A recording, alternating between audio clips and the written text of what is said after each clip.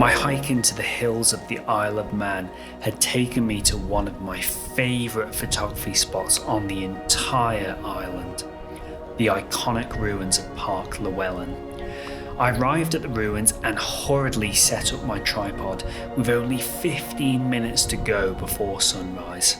Thankfully, I knew exactly what composition I was going to shoot, as I'd actually planned it out in my head many months ago.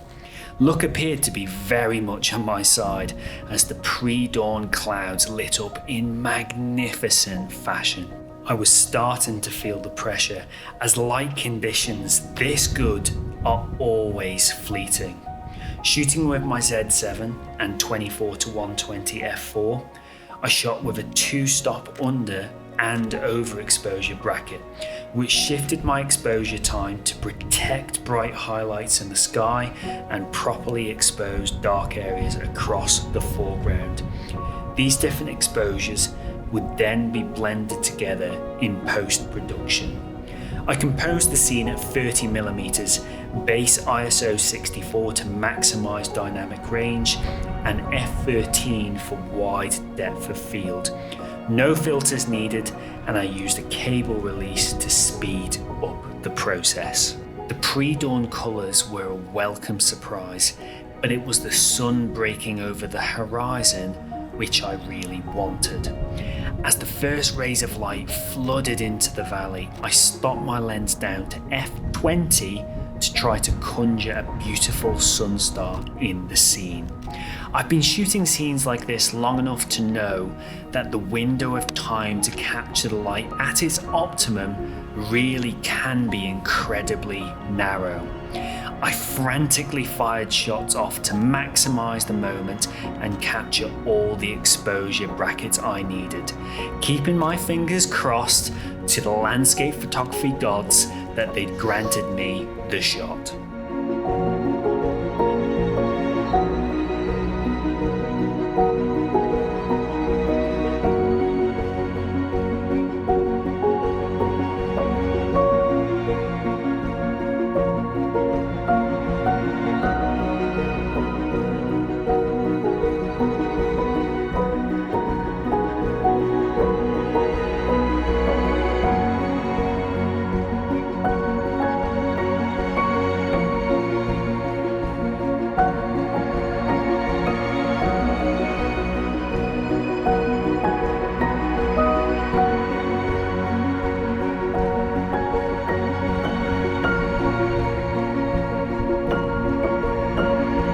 I just say that I'm sat next to a lovely big pile of sheep shit here, but I'm not letting that ruin the moment. It's been a good morning overall, I think, and this location is just exceptional. I love it.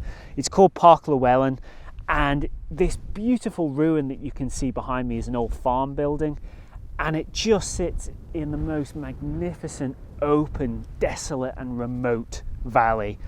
It really feels like when you hike up here, you're a million miles away from the hustle and bustle of modern life. It's just a magnificent location to photograph, I find.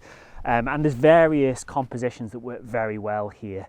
It was a bit of a last minute decision to come here at all. This morning I had a short list of about 3 or 4 locations that I felt held some potential. And it was only really at the 11th hour that I decided to commit to this one, and I'm so very glad I did, because I think that sunrise was absolutely spectacular, and we've got some really delightful light in this location this morning. And it was a last minute decision to video as well, because I haven't done a video for quite some time, so I've been a little bit nervous about dipping my toes back into the video world, like will I be able to remember it, what the hell am I doing, etc. Will it jeopardize the photography? Hopefully it didn't this morning, and I've quite enjoyed actually getting back into the video aspect of coming out and shooting these landscapes.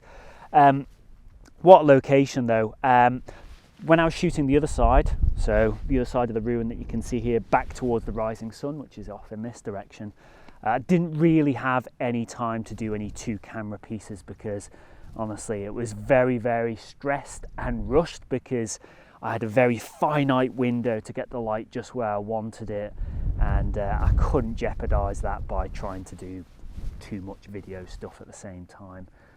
But I'm pretty happy with the actual photo that I managed to get that side. I think it looks really nice, and that band of cloud just lighting up just looks magnificent. And for me, it's the gable, the triangular gable end of this building with its solitary window. It just looks fantastic, particularly against the rising sun. And it's only at this time of year that the sun rises in that particular location. I have tried some shots shooting back this way, so I've actually just shot a panorama, and I think this open valley works very well for panoramas because we don't have too much going on in the big sky above us, and we don't have too much going on at the bottom of the scene other than big piles of sheep shit. So by scooping out that middle bit and focusing in on that, I think it works quite well, and the panoramic sweep across the scene creates that degree and that feeling of space, and really captures just how expansive this valley actually is. But the thing about panoramas is you just don't know what they're going to look like until you get them back to the editing suite. So there's a degree of jeopardy there. It could be an absolute car crash. Fingers crossed it's not. But you know, on the back of the camera it seemed to work pretty well. So I think what I'm going to do is that I'm going to cut my ramble in short here. I'm going to go back to the editing suite and I'm going to have a look at the pictures in a bit more detail, and I can talk you through a few more aspects of each of them.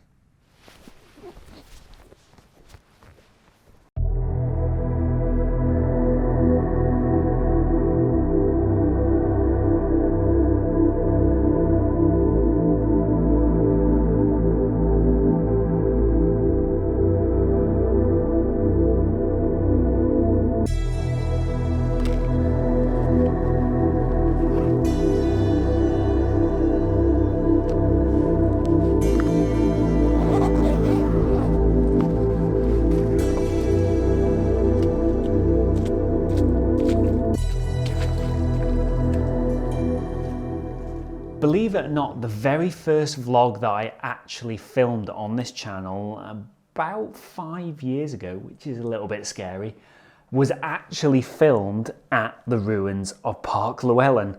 And this is the first video that I filmed back at that location in all of that time, so it was a little bit of a trip down memory lane.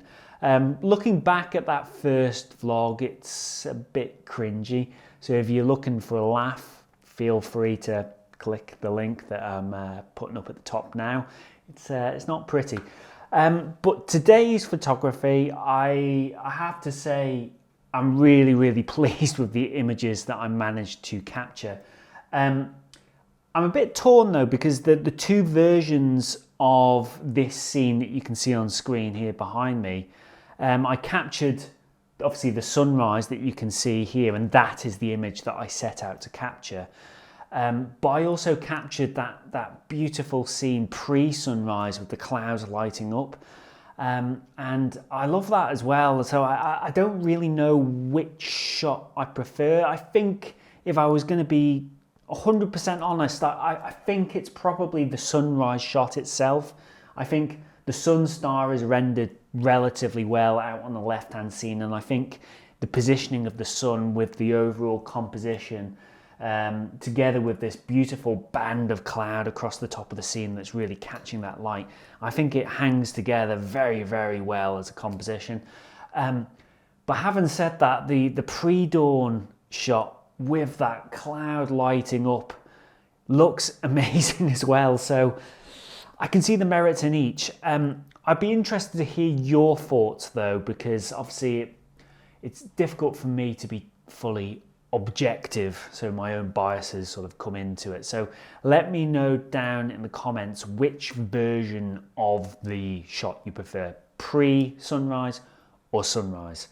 But yeah, overall I'm well pleased, and shots like this show the merits on doing your research and your planning, because basically you can see over here on the left hand side, this is basically the window which the sun needs to rise in, and it only probably rises in that gap for about 4 to 5 weeks during an entire year. And it's only during this window that this composition will work from a sunrise perspective. Earlier in the summer, the sun will rise over here, so you'll never get the sun directly in scene until it's far too high in the sky and the light is too harsh. And then off in the winter, it will actually rise behind the ruins here, kind of ruining the composition entirely. The pano shot, I have to say, has turned out much better than I expected. I had very low expectations. When I was shooting it, I was like, this isn't going to work, is it? It really isn't going to work. But that's the joy of panorama photography. You don't know what you're going to get. And I brought this back into Lightroom, I stitched it together, and wow, I really, really liked the shot. Having said that, in colour, it didn't work for me. If I just switch it to colour, it just felt a bit flat, a bit boring almost. But switching it into black and white instantly added more impact and emotion to the scene. And for me, it makes the shot because it allows me to pull more detail out of that sky. But also it accentuates the difference between the light and the dark. So the right of the scene is dominated by illumination of the ruins and these hill peaks, whereas the left of the scene here is dominated by darkness and shadow that interestingly is punctuated by the chimney stacks of another ruin down in this area, catching those early morning rays of sunlight. So there's a nice interplay between the two ruins here. Overall, I think it works really well, and the detail in this is insane. It is just under 18,000 pixels wide, which is bonkers because you can zoom in and you can make out individual sheep on the distant hill peaks here to quite a scarily high level of detail. It's really quite something actually stitching together an image like this.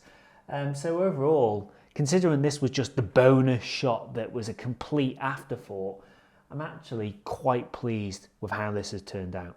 So that's a wrap for today.